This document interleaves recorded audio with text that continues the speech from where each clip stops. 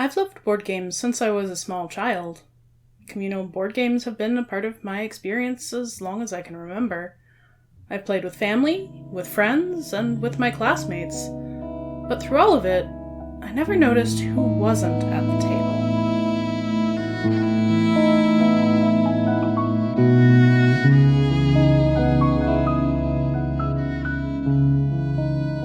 Hello and welcome. I'm Zilla, and this is my Athenaeum. Today I want to talk about disability and board gaming, and I'm lucky enough to have a couple of friends here to help me out.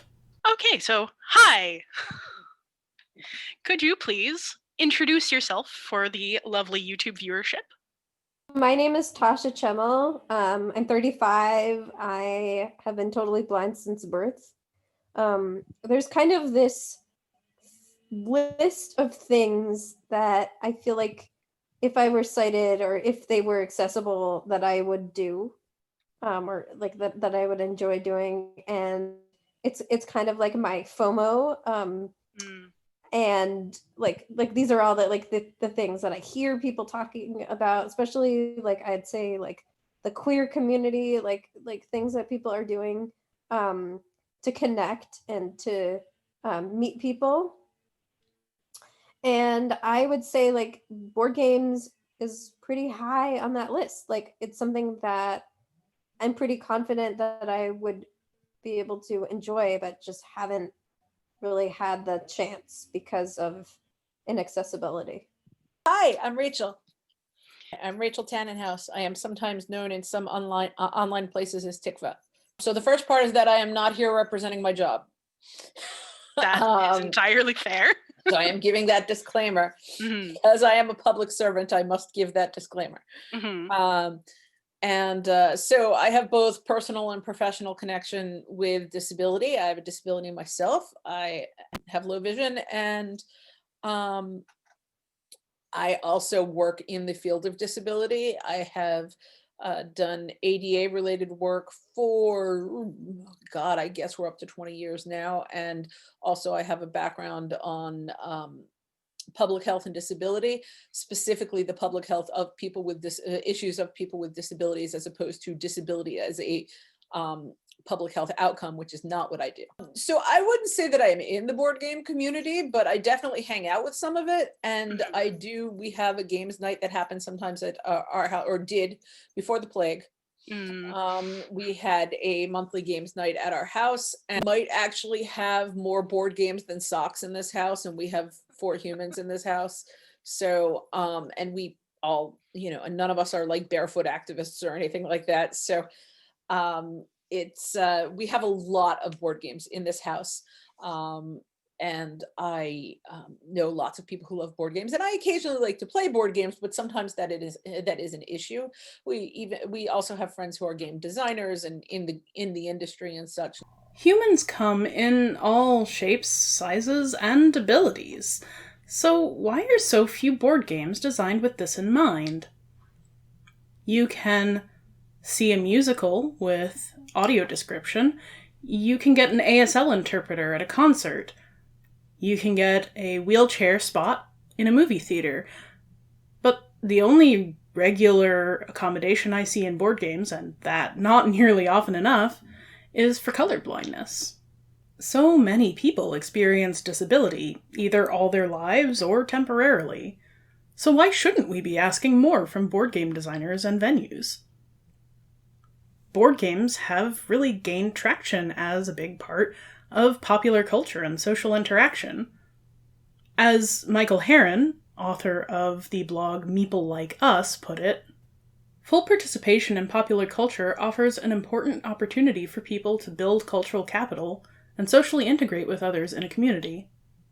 For youth in particular, cultural literacy involves a wide variety of transmedia products encompassing movies, music, novels, video games, and board games. I went to a board game gathering at the Adventure Pub. Adventure Pub is, or sadly was, a board game cafe in Arlington, Massachusetts. Venues like this have been starting up all over the US, but they've been hit hard by the pandemic, and many have closed. And I don't actually know if there was tension or if I was just imagining it. That probably was me imagining it, but like there was this thing of like, how are we like who's going to play the accessible game so that Tasha can be included?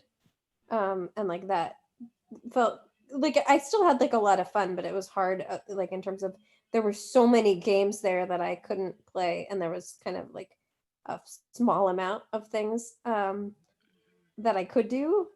So that was difficult. And then that's just been kind of the rule of thumb at similar events that I've had with other friends where I'll go to a board game party and like people will be playing like settlers or something, and I'll be kind of on the outlines, like on the sidelines, like talking maybe to other people or just like not really being able to participate. What do you think would change for you if board games were more accessible? I just think that I'd have a whole another like set of people that I could interact with. I could have like a whole another thing that I could do. I think that, I'm a single person in my 30s. I think that it's just really challenging to like have connections. Some few games might be accessible by design, others by happy accident, but most aren't. You say that you sometimes are able to play the board games, but not always. So what does it take for you to be able to play a board game? Like, what are the characteristics? Okay, and I'm speaking for myself here because there's some people for whom this would not work. I, aside from all the usual stuff about it has to be the kind of game I like, which is right there, like I'm not a huge strategy person or anything like that. That's just not how my brain happens to work. A lot of games have very small print or like swirly fancy fonts, or have things that require being able to see far distance, even if it's across the board, or be able to tell what somebody else is doing visually. Or there's a lot of playing boards. They're very pretty, but they don't have great contrast. It's very hard for me to tell what's going on where. So like, for example, I can play Monopoly. I know that is not the game that anybody at any of your games nights is playing, but I can play Monopoly. But as it happens, I own a large print and Braille version of Monopoly. I don't use Braille, but the large print is great.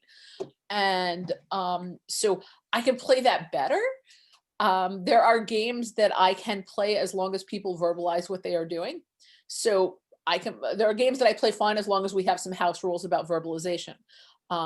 For example, I can play Flux, but somebody else needs to tell me what card they just lay down. And that's relatively easy to do. If you've seen people play like Uno, again, probably not the games you're talking about, but Uno is relatively easy to play if you can see it all, because like bright colors, big contrast. It's huge, right? So if somebody puts something down, they can just say, put it down like red 5, okay, and now we know, right? So, and it doesn't have to be a big deal about, well, I'm doing this thing for Rachel. It can just be the thing people do automatically. So I can play Guillotine, as long as people tell me what they are putting down. That's a game with low contrast and swirly fonts, but as long as you know what it is. But the pictures are really pretty big. That having been said, people need to tell me when they're laying something down, and sometimes I will point to a card and be like, I don't remember what that says. Can you tell me what that says? So it's a large enough game that I can get by, but somebody with worse vision than mine, and there are people who have that, is not going to be able to play Guillotine. Sure. Somebody bought large print code names for me, and that was so exciting because I've never, like, the only way I've been able to play code names is if someone texts me everything that's been laid out on the, that's been laid out there, and then I have it to refer to, but everybody else can just look over there. There are plenty of games that are, accessible for me, but they sometimes are not the ones that are, when Dominion was the big thing that everybody was playing, that looks like a lot of fun, but I cannot play that game. Right, because all the cards kind of look the same. Right. It's like, I mean, like, I managed to muddle through playing Magic back in the day, but those things are even more swirly than Magic cards. And then, I can do like group games. Like I can, if people verbalize things and I use a large enough screen, I can do like Jackbox games or something like that. If I get real close to the screen, or if I'm using not my phone, but like a tablet or something like that. I've played Space Team, which is chaotic amazingness. But I wonder if anyone would mention Space Team. Yeah, I love Space Team. But as long as I'm in a place where I'm allowed to swear, because I cannot play that game and keep a clean mouth, I don't think it's possible. I'm sure they've given that game to 8-year-olds who just suddenly like spontaneously started saying words they may never have heard before. But in any case, I love that game. But again, you cannot play that game if you cannot see the screen at all.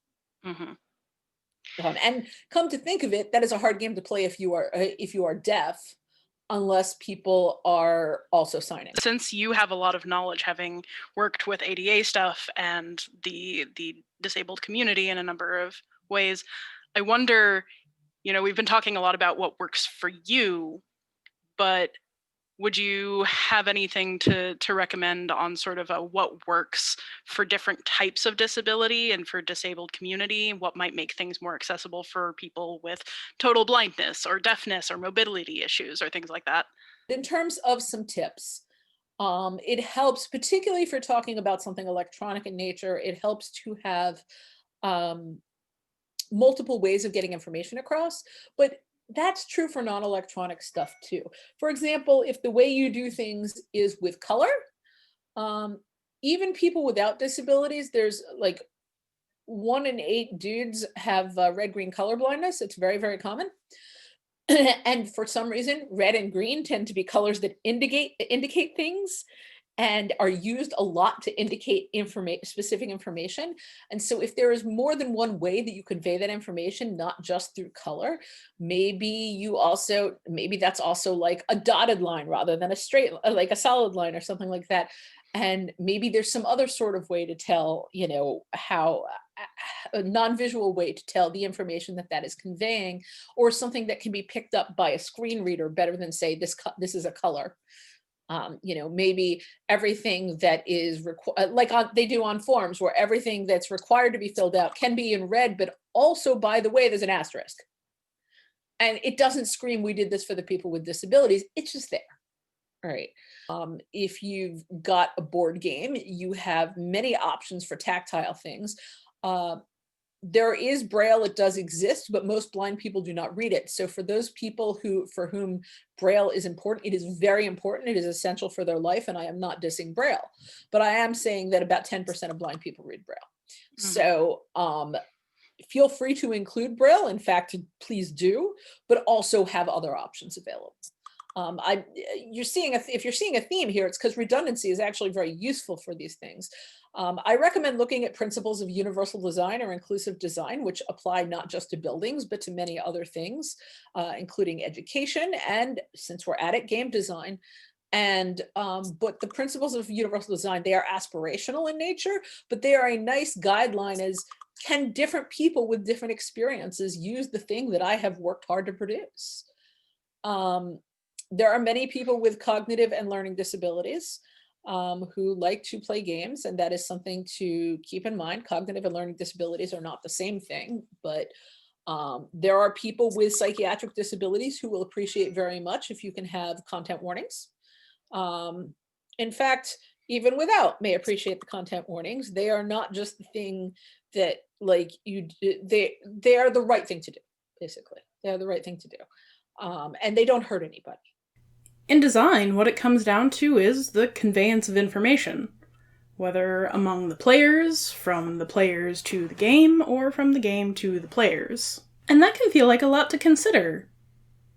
How would you go about including a totally deaf person in a game like Space Team, where there's a lot of verbal cross-communication?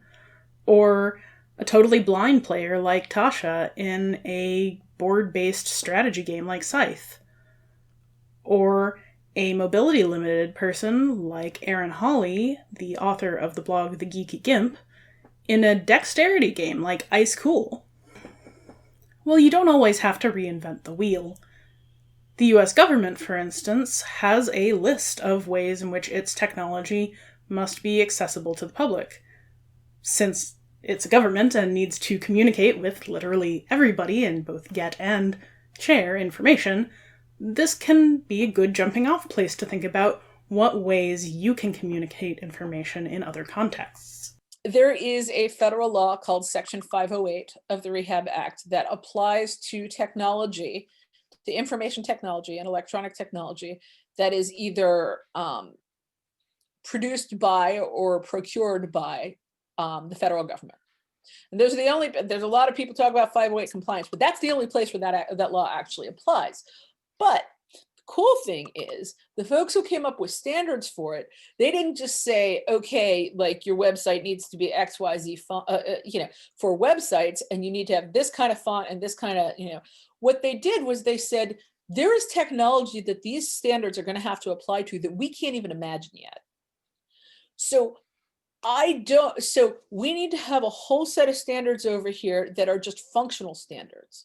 It has to be able to do X, Y, and Z. You have to be able to interact with it in whatever way, in X, Y, and Z ways, no matter what it is, right? Because like 20 years ago, nobody had heard of like an iPhone with a touch screen, right? But Apple went ahead and made a way to make that accessible. When nobody would really have thought of how that would happen. You have to be able to roll with it, but you don't know what people are going to come up with. And they didn't want to have to, they rewrite some of the standards every now and then, but they know that that is a huge, it's a government entity. It's like turning a cruise ship, right? So they said, we want to at least have these functional standards that apply to the technology, no matter what it is and when it is. And I feel like that is the sort of thing that it would be great if they wrote these things in plain English, but they wrote them in standard. And standards are never written plainly, unfortunately. But it is helpful to look at that sort of thing. And it talks about getting information to people in multiple ways, whether they can see or hear or use their hands or whatever the thing is that and I feel like in particular for folks who are doing video games, but also, and for folks who are doing any kind of hardware, computer or electronic hardware, that's really useful stuff to at least keep in mind, but also just keeping the concepts in mind, even if you are doing something like a board game, a card game, something like that. It's not going to be a one-to-one application, but just keeping stuff in the back of your head. If you want to, I would love to sort of get your summary in plain English, as it were, of that 508 compliance stuff. I'm looking at the Section 508 standards as revised, and I'm looking at Section 301, Chapter 3 in particular, functional performance criteria. And so talks about, then Section 302 says, it starts out with 302.1, and it says without vision. So it says when you've got a visual way of operating the thing, it says a visual mode of operation is provided, blah, blah, blah. When you've got a visual way of running the thing, then the information and communications technology shall provide, so that's the technology, the thing you're making, shall provide at least one mode of operation that does not require user vision. So basically, when you provide something that you need to be able to see, you got to provide a way to do the thing without being able to see. Then it has the same thing for limited vision. When you provide something that has to be able to see, where you have to be able to see, you have to provide at least one way to do it, where you can do it if you don't see very well. Same with perception of color. You need to have at least one way to get the information or to do the thing that does not require being able to perceive color. You need to have a way, when you provide something that requires hearing, you have to have a way to do it that means that you can do without being able to hear, or with limited hearing, and with limited hearing in this case. If you have some sort of speech input or control or operation, you need to have at least one way to do the thing that doesn't require being able to talk, or talk clearly, or talk well, or whatever. When you've got some sort of manual way of doing things, you need to have at least one way of doing things that doesn't require fine motor control or being able to do two things at the same time with your hands. And same with limited reach and strength. If you've got some sort of manual way of doing things, then, and manual doesn't mean not electronic, it literally means you're using your hands. You need to be able to do the thing with limited reach and limited strength. And then there is something about limited language, cognitive, and learning abilities. And this one is a little trickier with gaming and such, but these particular functional standards talking about providing features that can be used by people with limited cognitive, language, and learning abilities, making it easier and simpler to be able to do it. Does that have to be the default for it? No, although we always appreciate being included in the people the world is designed for, because we generally aren't, right? I have known since I was born that the world was not made for me. It was not designed for me. So participating in something where in fact I am part of the group of people who were included in the design, part of the people they meant me. I'm not just an add-on. That gets at the basics, but how do you actually go about implementing those design choices? Well, some folks online have started handy lists of tips. The blogger of the Geeky Gimp, for example, or the accessibility page on BoardGameGeek.com, a sort of centralized location online for board gamers, which links to a guest post by Michael Rollins on the blog Meeple Like Us. I'll link to those and some other resources below in the doobly-doo. They talk about things like using large fonts and redundant communications methods, including components like card holders. But each game is different, so the best thing you can do is to hire disabled consultants. I'm a big fan of the slogan, "Nothing about us without us." If you want something done right, you have to include actual people with disabilities in it and get folks' input from the beginning throughout the design phase and throughout the implementation, and then have folks play test it.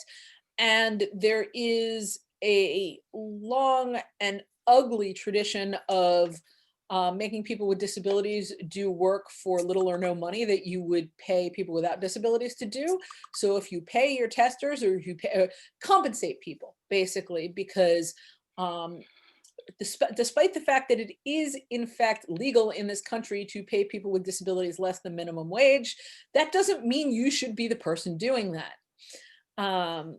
So if you are an actual game company and you have like paid play testers and stuff, don't just be like, hey, do you know any blind people who can like poke at this right now? And like, I don't know, we'll say thank you.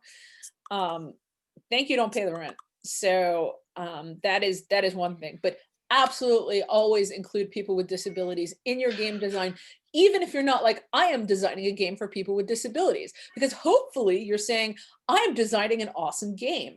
And in that case, you want people to play it, and you would like as many people as possible to be able to play it. And we like to play awesome games. We don't want to just play crappy ones. So I think that is something that you should keep in mind. Okay, but let's say that you're not a board game designer. You're, like me, someone looking to privately host a board game night with their friends, or maybe a public venue like a board game cafe. How do you go about making sure that your game events are accessible? First of all, your space needs to be welcoming. You're not going to get a customer in a wheelchair up over a raised lintel, let alone up a narrow flight of stairs. And if your house is full of loud, echoey music or bright fluorescent lights, people with sensory conditions probably won't be comfortable staying. But once your space is comfortable, that's still not enough, because they have to be able to get to it. Is it on public transportation? Can I get there, right? Or is somebody willing to give me a ride? And there's a certain amount of, okay, but if I'm not having a good time anymore, my ride is, then what happens? So I appreciate rides from people, but I am also wary of having that be the only way I can get out of a place or into a place, mostly out of. Yeah, so also, if I'm going to a place and I haven't been there before and I'm getting there on my own power, then I have been known to get lost on occasion. I am not somebody who is frightened by getting lost. I was raised by somebody who can see just fine and gets lost all the time. And so it was just a normal part of life. Like, we always got home eventually, but it it helps if I am able to navigate to the place. I did go to somebody's game night once, and it was winter, and it had snowed, and nobody had cleared that person's steps. And that meant it was fairly dangerous for me trying to get to their house, because there was a lot of ice, and I can't really see the ice very well. And so, I mean, it probably wasn't great for anybody, but for me, I really was not comfortable navigating. And so I had a lot of trouble getting in and then getting back out. And so whether or not someone can like enter your home is definitely and I mean, obviously there are other places, board games take place in other places as well. But it's important that people be able to access them, or else they simply aren't going to feel particularly welcome. They're going to feel like, oh yeah, I was just sort of an afterthought. Once people are in your space, there are more things that you can do. For instance, most gamers would be able to sort their collection by what type of mechanics they have, or what kind of theme, but how many would know that Flux might be good for a low vision player, or Seven Wonders could be good for low mobility? Checking out your collection, asking the community about it, and looking for reviews on places like Meeple Like Us can go a long way towards making sure that everybody has fun things to play. It's also really helpful to normalize some social accommodations. Get everybody used to verbalizing all of their actions as they take them. That way, a low-sighted or non-sighted player will have no trouble knowing what happened on the other side of the board. Get used to the person who is closest to the pieces that need to move, moving those pieces, so that someone with low mobility won't have to reach across the table. When you think about what would make a game accessible to you, what kind of ideas do you have? So it's kind of hard to know, because I only have kind of a rudimentary understanding of how these things actually work, right? Like how games work. But I think having things be like maybe like having like a smartphone app where like other people are playing with physical cards, but I'm like interacting through things like with things through an app, so that way like I can just like flick around and know my different cards or my different assets, and I'm not like reaching around randomly on a board like trying to find things. So like that would be helpful. If there's just like, this is not like accessible design, but if there was kind of like, if I could go to somewhere with just knowing that there was going to be a person that I was playing with who was just going to like assist me and like read things to me. I'm actually like pretty fine with that. Like I don't do super well of like long things read aloud to me if I have to like interact with like lots of chunks of information. But if it's not like that, if it's not like a lot of information to keep track of, then having just someone read it to me, or like even if they texted it to me or Facebook messengered it to me, like that's 100% sort of fine. a designated player Yeah. aid. Yeah, but like the biggest thing would be like I wouldn't want to feel like stressed out about coordinating that. Sure. Like I wouldn't want to feel like something like provided by the host. Yeah, like I would just want to like not feel stressed about it, especially at the beginning. Like I think it's fine if something becomes organic later. But it's not something that I want to like spring on someone, because like people want to have their own experience playing. So you work with a collar for rock climbing. Yeah, not now because COVID, right. but in the past, yeah.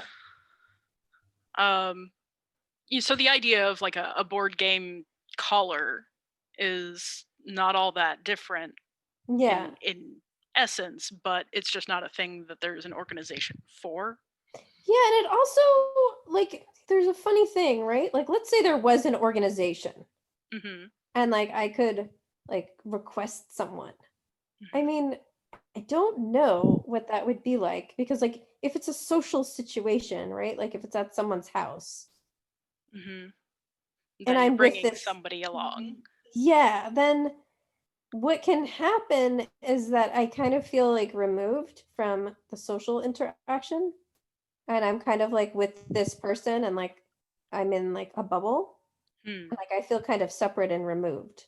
Like I feel like much more comfortable, even if it was a rotating person, right? It wasn't always the same person. Like if that person was part of the social fabric of whatever I was doing. I mean, Sure. I think it would depend. Like if there was like a board games meetup that was like less social, then I think it wouldn't matter like as much. But for me, the board gaming, like for me, like as I said, like the reason that I'm drawn to board games would be like, because I like games, but also just like because I'd want to meet people and connect with people. So however that is best facilitated would be like what I would prefer. Everyone has needs, and nobody wants to spend time asking for it over and over again. So, if there's a system in place to address those needs ahead of time, that will be less work for everyone. Plus, it's just good Xenia. Do you feel like there are any sort of like social norms or venue rules that would be nice to have in place so you don't have to think about it in certain ways?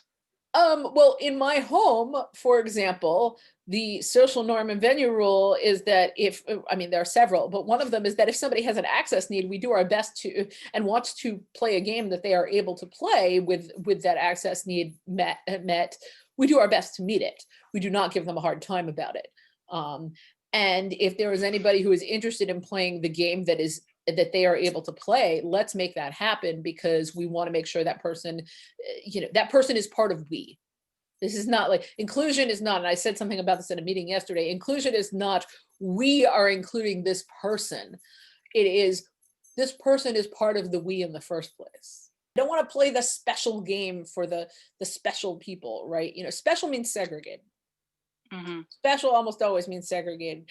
And it's usually used when you don't really want to say the real word, right? You hear about kids with special needs. I've never met a kid without them. They tend to have them. So do people. And that's the other thing I want to make clear. There's this idea like people with disabilities are the only people out there with needs, and everybody else goes through their life without needs, and we're the needy ones. And I'm here to tell you that everybody who is human, whether they have a disability or not, has needs, just ours are considered stranger or more of a pain in the ass or whatever. But like, for example, my friends who are totally blind cheerfully go about their lives sometimes without turning the lights on in their house, and you would not be able to function there. Right. You have needs. You have a need for light. You probably also have a need for things like air. So does everybody else, but nobody thinks it's a big deal. And of course, it's easier for somebody to explain what they need once rather than repeatedly. If you're hosting somebody new, whether you're running a magic tournament or having a friend of a friend over for board games, just ask if there's anything that they might need. Do they have allergies? Will they require a special kind of seating? If you give the sense that you ask this to everyone, then no one will feel like they're being singled out. It's also especially helpful as someone running a venue to be clear about what accommodations are already available. If you have, for instance, a list of accessible board games, or a protocol for getting a board game color, that will take a lot of the burden off of your guests and make the whole community feel more welcome. Unfortunately, here in the US at least, it's going to be a while before in-person board games can be realized again. So, what kind of resources are available online?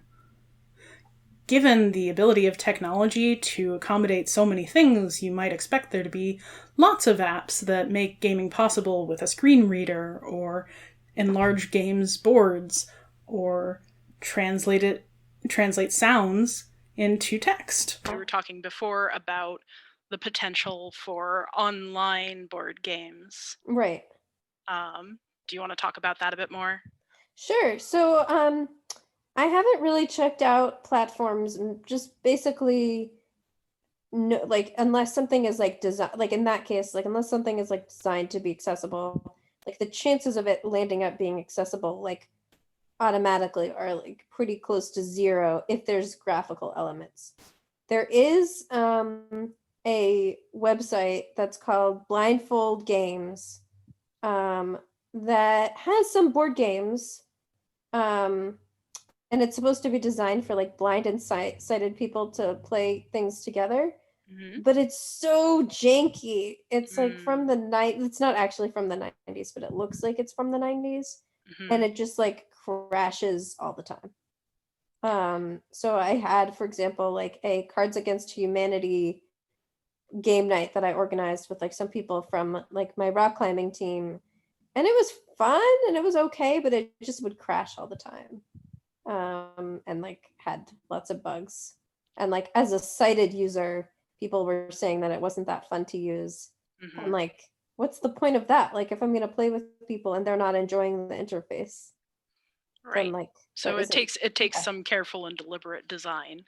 Yeah. Board gaming is a part of our pop culture, and it shouldn't be harder to access than any other part. There's no reason why we shouldn't be working to incorporate accessible design and accessible gaming from the ground up. Let's open up some more seats at the table. Keep learning, friends. An extra special thank you to my interview guests, Tasha and Rachel, and to all the other friends who helped with this video. You can find Tasha's exquisite porcelains with braille embedded on the sides at Tasha Chemel Ceramics on Instagram. And next week's video will be a full upload of the interview with Rachel. Thanks for watching, and keep learning, friends.